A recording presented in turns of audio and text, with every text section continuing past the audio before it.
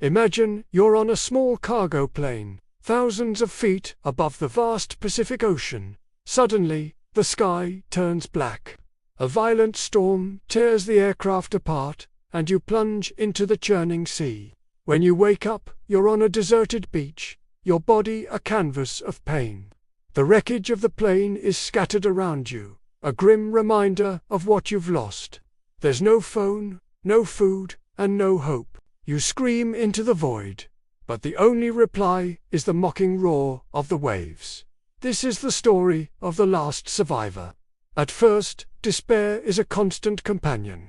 The silence of the island is deafening, broken only by the crash of the ocean against the shore. But, slowly, a primal instinct kicks in, the will to live.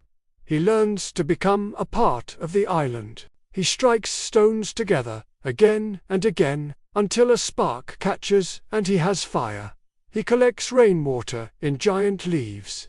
He sharpens a branch into a spear and wades into the shallows, hunting for his next meal. But survival is a relentless battle. The nights are the worst. Strange, guttural sounds echo from the jungle, and the relentless crashing of the waves fills him with a deep, chilling terror. He builds a small, flimsy shelter from debris and palm fronds, a tiny bastion against the wild. One night, a furious storm, even more violent than the one that brought him here, rips through the island. The wind howls, and the rain feels like needles. His shelter is obliterated, and he's thrown against the rocks, battered and broken. He lies there, on the edge of death, convinced this is the end. But it isn't. As he recovers, he starts exploring further inland, driven by a desperate need to find something, anything.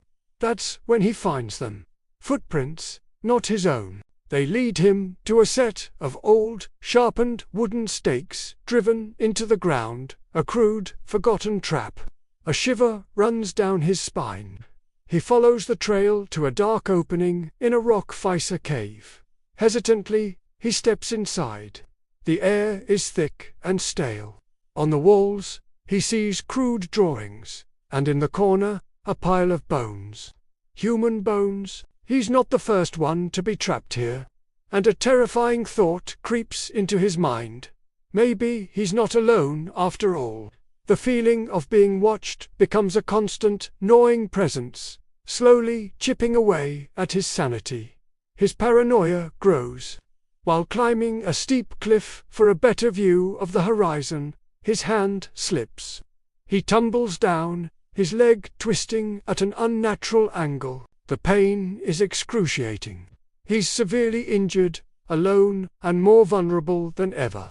Lying there, feverish and delirious, images of his family flash through his mind. His wife's smile, his daughter's laughter. They are his why. They are the reason he cannot give up. With a surge of adrenaline fueled by love and memory, he forces himself to stand. He knows what he has to do. He will use his greatest tool, fire, not just for warmth, but for rescue. He gathers every dry piece of wood he can find, creating a massive pile on the highest point of the island. Days turn into weeks. His hope wanes with each passing sunset. Then, one morning, as the sun burns through the mist, he sees it, a tiny black dot on the horizon. A ship. His heart pounds in his chest. With trembling hands, he lights his signal fire. A thick plume of black smoke billows into the sky, a desperate plea written against the blue canvas. He watches, his breath held, as the smoke drifts towards the distant vessel. The ship continues on its course. Is he too far away? Is the smoke just a smudge on the horizon to them? He collapses from exhaustion, his vision blurring. Will the ship see him, or will he become just another set of bones in the cave? As the screen fades to black, all that remains is the sound of the waves and his fading, ragged breath. Because, when everything is taken away, the true strength of a human being is finally revealed. Thank you for watching. If this story moved you, Please like and subscribe for more content that explores the depths of the human spirit.